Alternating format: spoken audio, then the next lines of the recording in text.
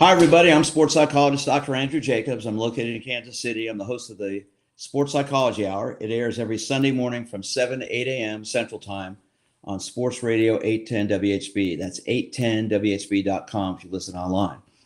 And I've been doing our sports psychology show for 33 years, and now we're doing a live stream event as a podcast. And I want you to listen to our episodes on winnersunlimited.com. That's my website, winnersunlimited.com. Click on the podcast tab at the top of the page.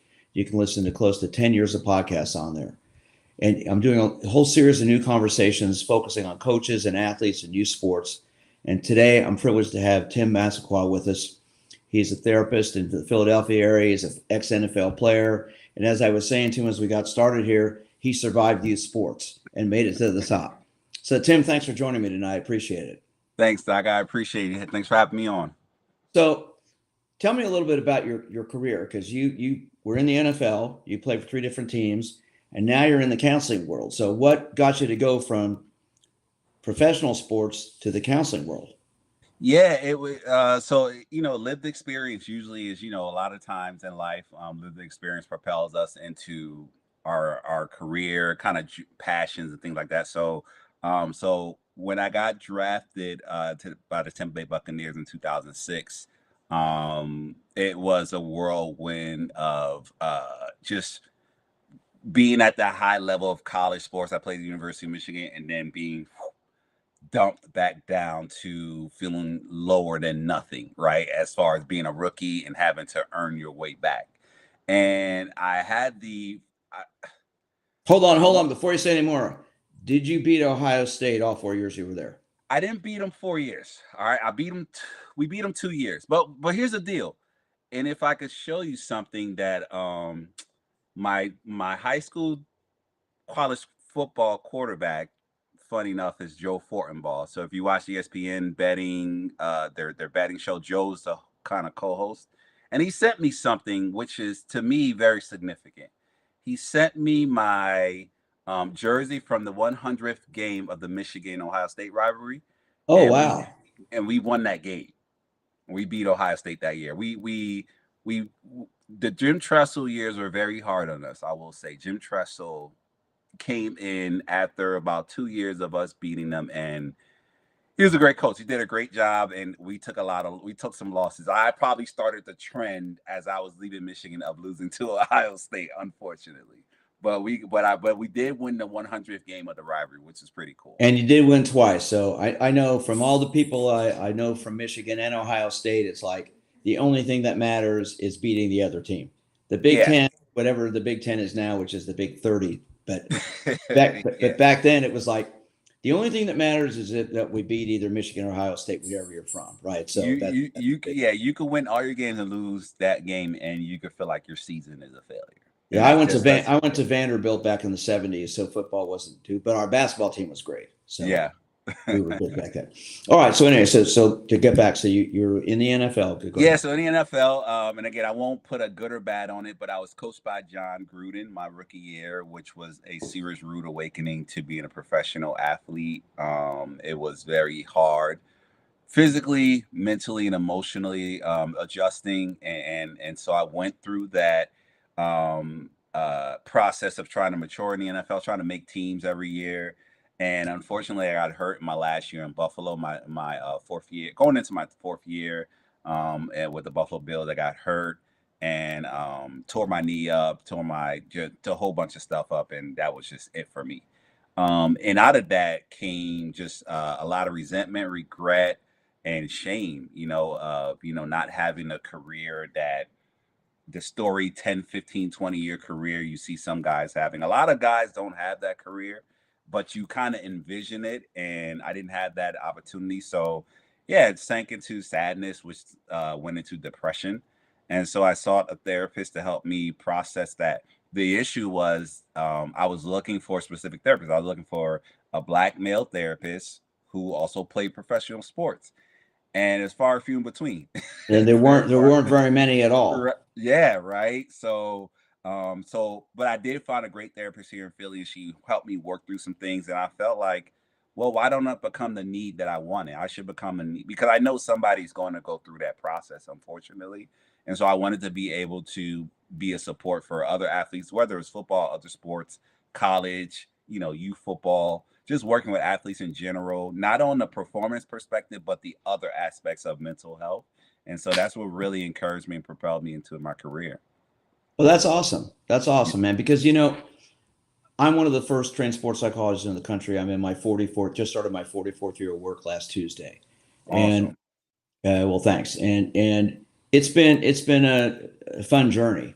I was with the Olympic cycling team psychologist back in the 80s. In fact, I talked to one of the cyclists today, one of the women that was on our team today. I haven't talked to her in almost 40 years, and she Mm-hmm. found me on Facebook. I got a hold of her. It was great touching base with her, and she said, "Yeah, you're one of the first people doing this," and it's great to see the mental health aspect for athletes have grown now to where Yeah.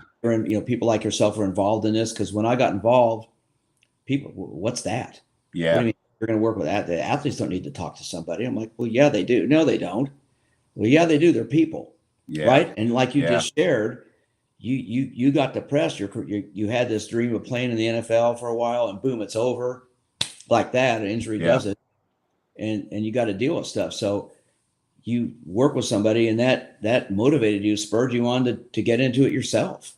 Yeah. Definitely did. Definitely did. Just because I knew that, you know, and athletes, right? And I'll just say athletes in general. Not doesn't matter if male athletes or female athletes.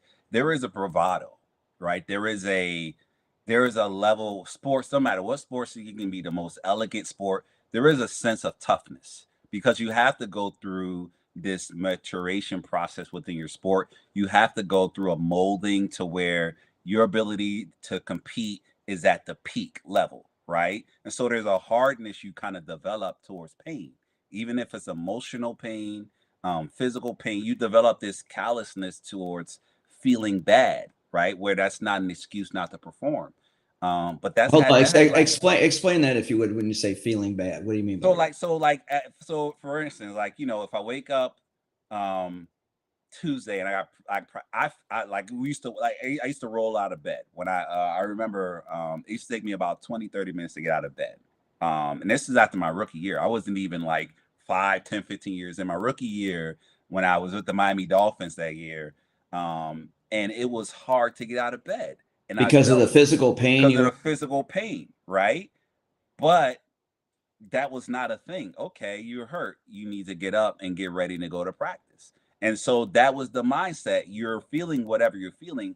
That goes into that doesn't matter right now. You have to go perform. You have to go do this. You're not feeling good about your performance. I can't let somebody know that I'm emotionally not feeling good and not feeling at my best because that might be used against me, right? That a coach might see that and not say, might think I'm not mentally tough enough. And so you have all these different factors that you have to learn to mask, and that becomes a habit, right? And so that was something that I knew I had. That was something I thought I had to do at the time, performing because I didn't want to show any signs of weakness. And that's Yeah, when the whole, breaking excuse me, that. the whole aspect of being mentally, emotionally weak in Yes, the that NFL yeah, is not good. yeah. It's It's not not. good. It's not.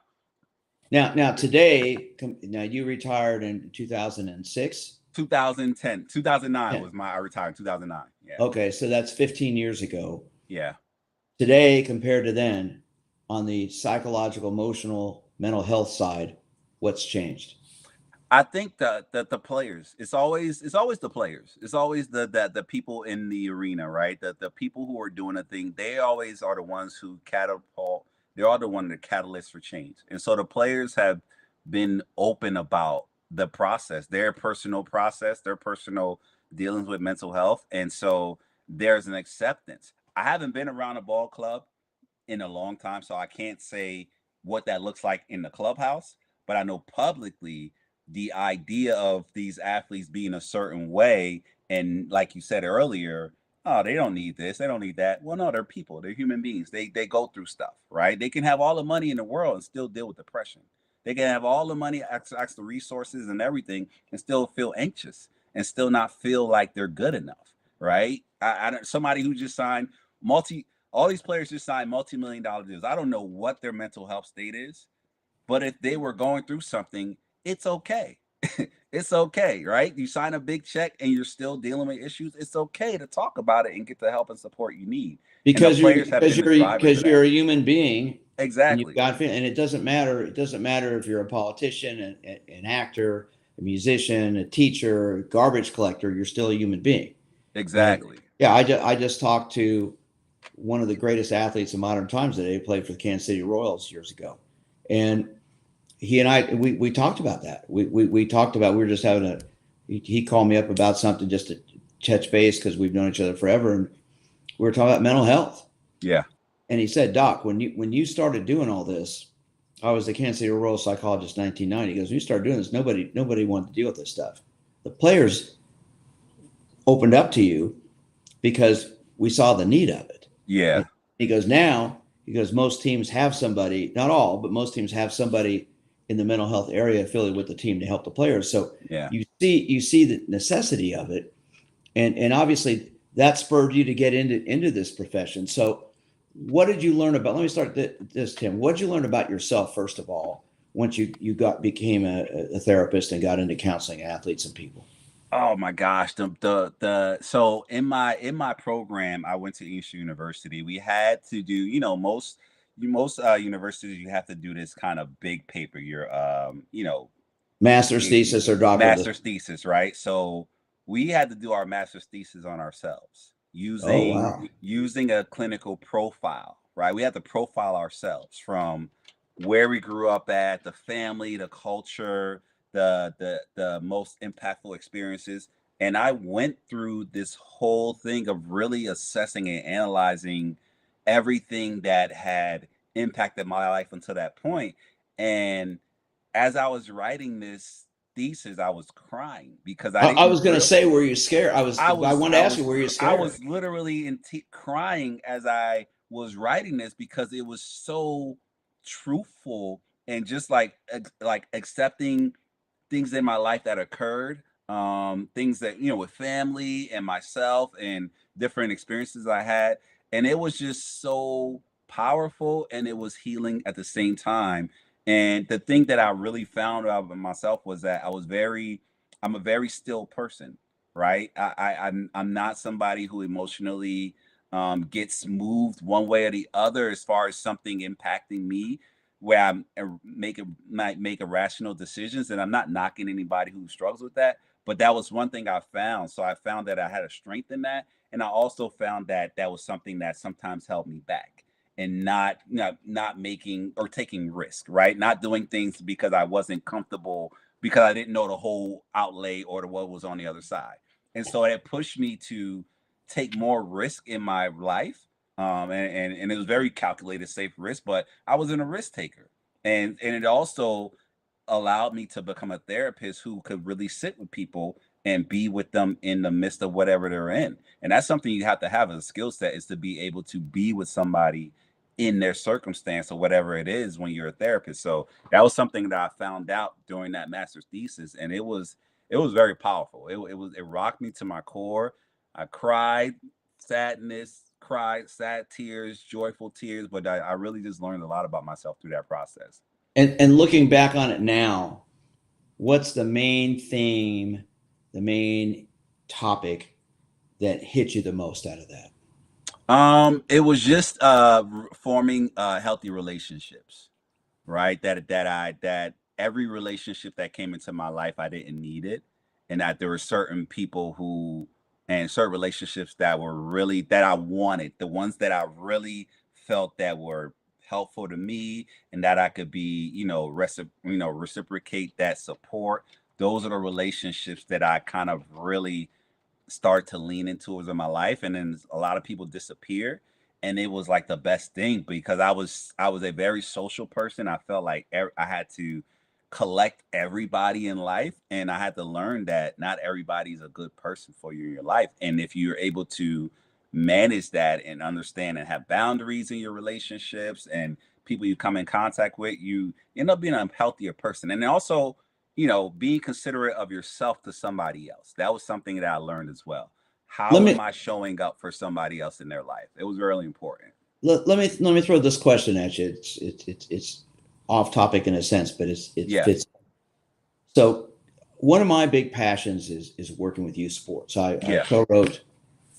co-wrote this book, Just Let Them Play, guiding parents, coaches, and athletes through youth sports with Kansas City Royals Hall of Fame pitcher Jeff Montgomery and USA Swimming Hall of Fame coach Pete Malone. And one of the things we got into in there is the whole issue of coaching and the impact coaches have on kids and how that impacts them as they get older. And, I have lots of sayings, Tim, that I've used throughout my career. And one is a good coach is a good psychologist. A bad coach needs a sports psychologist. Mm-hmm. And you like that. And a good coach is a good communicator. A great coach is a good listener. Yeah. And so with the fact that you made it all the way up to the NFL and you were with different coaches along the way, what role do coaches have on your life positively and negatively? I And would what do you say, and what do you think? The second part of that is with the work you're doing, because you do a lot of work with youth. yeah, Okay. What did you learn from that about helping young kids out that you work with? I would say the biggest thing that I learned was coaches at that point, all the coaches that are in my life throughout the different teams I played, they coach how they were coached. And so if you had a fiery, yeller, dismissive coach, it's probably because they were coached that way, right? But nobody realistically probably took them through to how to be that coach you're talking about, how to be that psychologist, how to listen well, how to be compassionate, how to drive somebody to be their best, but not go overboard, right? The ability to push to that edge, but not emotionally and mentally push their player over that cliff to where that player is done, right? So I had coaches who were good at that, and I had coaches who were terrible at that. And And I what was the realized difference? What was the difference between the ones that were good and that weren't so there good? there wasn't that kind of there always that there was never that kind of that balance of going there, maybe because I had coaches who cursed and all that stuff, right? But there was never that teachable moment from the standpoint of like, this is what we're trying to do, right? This is the bigger picture. I love coaches who gave the bigger picture.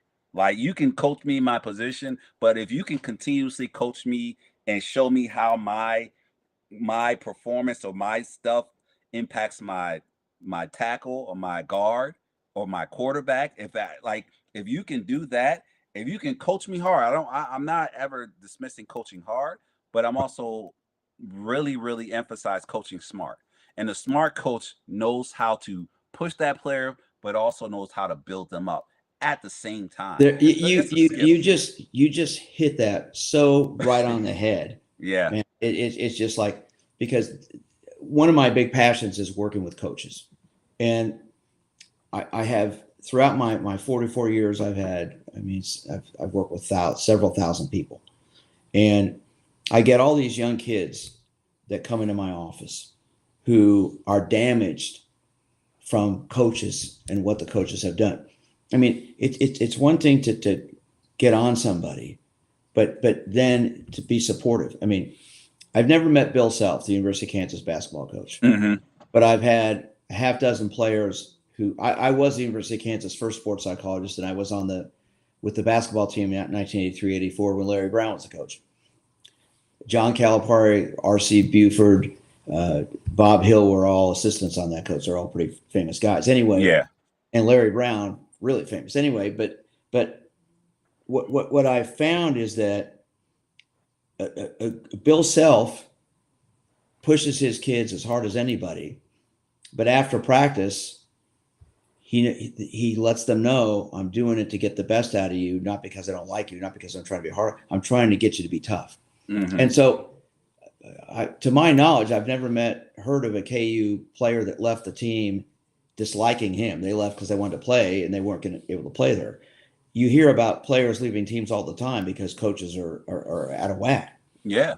And I think a great coach, like I said, a great coach is a great psychologist because they understand their players. They get to know that player as a person and what are the buttons you can push, what are the buttons you can't. And it sounds like you had probably both of those throughout your career. I've had the coach who you can clearly in reflection, in hindsight, the coach who you can clearly see that coach knew how to coach that player, right? And I've had the coach who can only coach one way. Doesn't matter who's he coaching, it's the same dosage, right? And if it's a dismissive dosage, it's coming to everybody, right? If it's a and that doesn't work. It it doesn't work. And people think it's just, you know, in my experience, people think it's just, you know, the yeller and the cursor. Yeah, that's the big thing, right? But it's also the dismissive coach who doesn't pay any attention. That has just as much impact as that person who gives you all the negative attention, right? So if I've had coaches who done that, I've had the coach who cursed you out from you know, top to bottom, in and out. I've also had the coach who they might get on somebody at that level, but when they get to the next player, they're coaching them different, right? People say it's favoritism and this and that's. Like, nah, if you really pay attention, that coach is coaching to the personality of that player. And so to me, that's always the coach who understands that everybody might need something different. Yes, we have team kind of expectations, but when I get with a certain player, I can coach them a certain way because I understand, I've taken the time to understand who they are and who I want them to develop to. And I think that's the brilliance of having a coach who has that ability. And isn't it true? And challenge me if I'm wrong here. You rarely see a Hall of Fame athlete become a great coach. Most of the great coaches were players you didn't really know much about. They weren't the stars of the team. They were the guys who might be the reserve player or the backup player because they understood what it was like to not start. They understood what it was like to not be the star.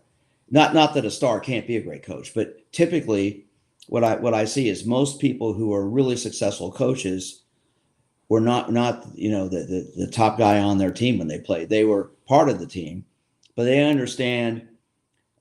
I'll give you a great example. When I was the Kansas City Royals psychologist in 1990, one of the first sports psychologists in all baseball, our manager was John Wathen. Mm-hmm. John Wathen's a great man, but John Wathen was throughout his career as a catcher and would play backup roles. He started a lot, but he also was a backup player, reserve player. So he understood what it was like. I mean, he was one of George Brett's best friends. George Brett's the greatest player for the Royals. Although we've got a couple in Bobby Witt and Salvador Perez now who are pretty darn good. But anyway, John Wathen understood the role of being a reserve player as well as being a star player because he was friends with the star players. But he knew what it was like. And that's why he was good as a manager because he understood the roles of players. And that's why I think a great coach, a great manager understands the gamut of the roles of the players on the team. They understand the top players how to deal with them, but they also understand the reserve players because if your reserve players aren't ready to come in and play when they need to play, you're in trouble, right? Yeah. So it's interesting. So Nick Saban, when I was at the Miami Dolphins, he was our head coach, and we were terrible that year. And Nick Saban ended up, you know, the way he left, it was some, you know, less to be desired as far as the way he left. But when he was there, I felt as a pro football player, I got better under his leadership. Why? And it wasn't the idea that because he had you know, your position coach was your guy. So Derek Dooley was my position coach, another great coach, right, from the Georgia connection with the Dooley family, right? Great traditional coaches, great coaches.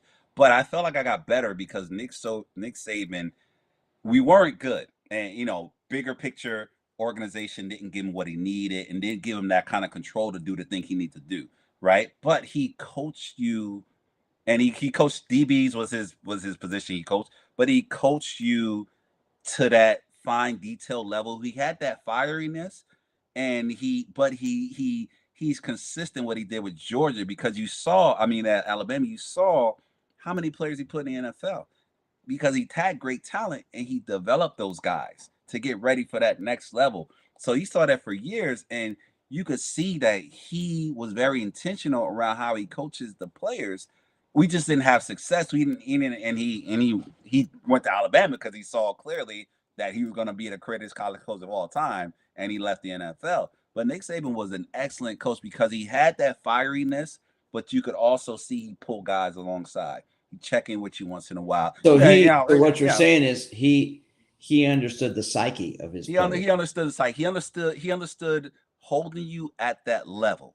Like the standard was the standard, right? The standard was the standard, and it was excellent standard. We weren't winning, but he came in every day with that same energy to trying to get us to that standard.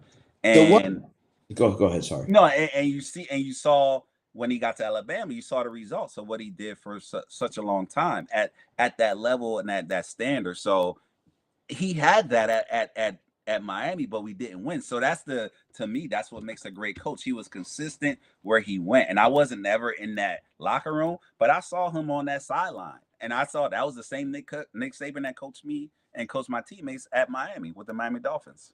So before we wrap things up, and this has been great, this interview has gone so fast. What would you say to youth coaches today about, in your opinion, is the best way to coach? What's the best way to coach kids? I think because we've got, youth sports has a huge problem. There are a lot of youth problems. Yeah. One is parents, one is coaches, one is, and I talk about this on the show all the time. I'm going to be 70 years old in a little more than 3 months. And when I grew up playing sports, tennis was my sport. I played that a lot. But with all my friends, we'd play baseball, football. Up at the grade school, we played basketball in my driveway.